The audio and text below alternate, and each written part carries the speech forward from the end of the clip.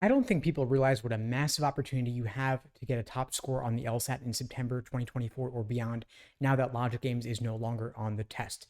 Today, I'm going to walk you through what I would personally do if I wanted to score a 175 on the September 2024 LSAT or beyond. For those who don't know me, my name is Steve Schwartz. I've been teaching the LSAT since 2005, and I personally increased my LSAT score from a 152 to a 175. Now, back when I took the LSAT, Logic Games were on the test and the LSAT was on paper, in person, at a testing center. Now, of course, Logic Games have been removed from the test and replaced with a second score logical reasoning section. The LSAT's on the computer, and you have the option to take it at home using your own computer. This is great for a couple of reasons. One is that with Logic Games no longer on the test, there is less material for you to study. And if you didn't like Logic Games, if you were a humanities major like me, maybe you found Logic Games to get a little bit intimidating, a little bit scary, hard to get a handle on it. Logical reasoning, however, more reading based.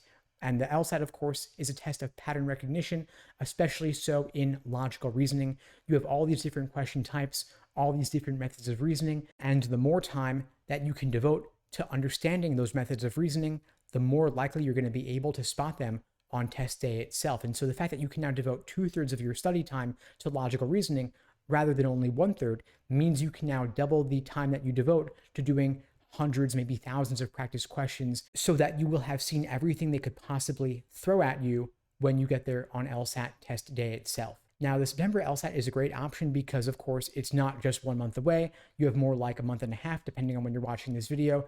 That's a good amount of time. Assuming that you're not brand new to the LSAT, you have the next 5-6 weeks maybe to devote your time to taking practice tests and reviewing them in depth.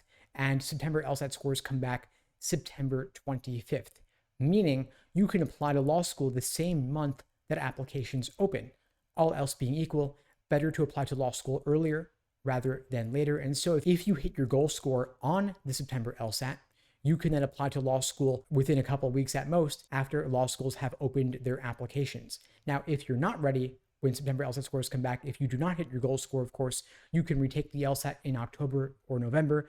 Even January is totally fine. The January LSAT is not too late. Neither is the February LSAT, but if you can, of course, you want to give it your all between now and September to maximize the likelihood that test day itself will go smoothly. Now, I recommend taking at least ideally 10 full-length timed practice tests before the big day so that test day itself will feel like just another run-through. This means you want to do 1 or 2 practice tests per week along with detailed review of those tests, and you want to practice simulating the extra unscored experimental section. It could be logical reasoning. It also could be reading comp. And so whatever your worst nightmare would be, practice that now so that your first time experiencing it won't be on test day itself. And since there are 2 scored logical reasoning sections, you could have a third unscored logical reasoning section. And that means all 3 of them could even be back to back on test day. Alternatively, if your worst nightmare is 2 logical reasoning sections followed by 2 reading comp sections, practice that as well. Of course, logical reasoning being 2/3 of the test, you want to practice that a bit more often because it's more likely to be your extra unscored section, meaning you're more likely to have 3 LRs and 1 RC rather than having 2 LRs and 2 RCs because LSAC needs to test out double the number of logical reasoning sections as they do reading comp. And so using this knowledge to your advantage simply means logical reasoning should take up a lot more of your time in your LSAT prep. But of course, while there are 15 different types of logical reasoning questions, not all of them show up in equal proportion. Focus on necessary assumption, inference, and flaw.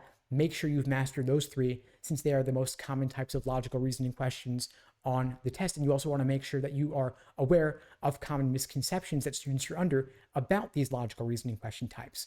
So I'll walk through one for each of these. You want to make sure that you are crystal clear on the difference between necessary assumption questions and sufficient assumption questions. Even some LSAT prep companies are confused about this, and they lump those 2 together under the catch-all category of assumption questions.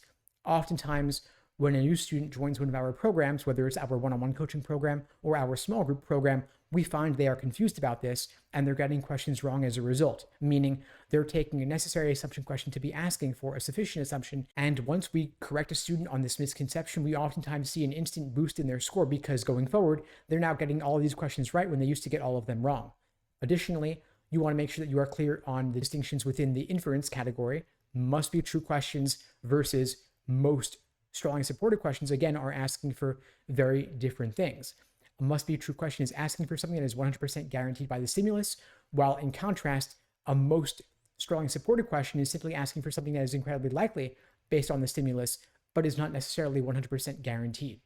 Additionally, with flaw questions, students sometimes confuse flaw and weaken, where they place a weakened question under the unreasonable burden of proof, assuming that a weakener has to destroy an argument, when in reality, a weakener simply has to make a conclusion less likely given the evidence.